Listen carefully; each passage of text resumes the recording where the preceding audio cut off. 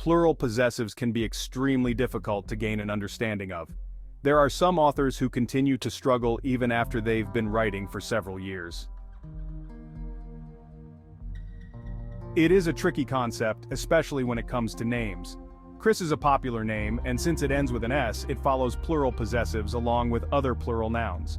This means that it should be Chris's, right? You would think so, but it still depends on another factor.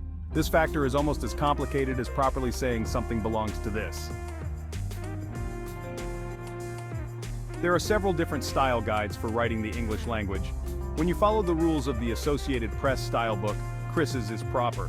With all other style guides, Chris's is correct. The Associated Press style book has rules that state any plural noun, including names that end with an S, only get an apostrophe to symbolize possession. If you are required to follow AP style in your writing, this is the correct way. Let's look at some examples where the possessive form of Chris is used with just an apostrophe. I think those are Chris's shoes. The last time I checked, that was Chris's favorite movie. We took Chris's car to dinner. Have you seen Chris's phone?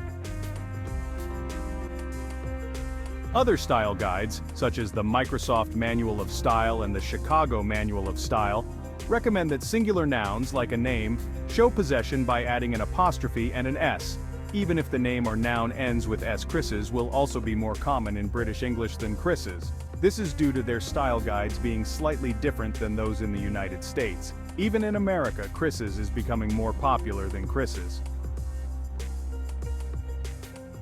Now let's explore some examples using the possessive form of Chris with an apostrophe followed by an S. Does anyone know if this is Chris's wallet? I just need to grab Chris's car keys so we can leave.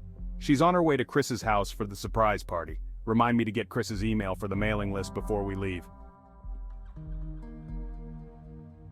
The confusion between these two words comes from what we were taught to write versus how we say things. In school, it is common to be taught to write Chris's when talking about something that belongs to Chris. When we are talking, we say Chris's when referring to something that belongs to Chris. While both are technically correct, the main difference is in the required style guide. It will always depend on the required style guide you need to follow, but the most important thing is that you stay consistent with it.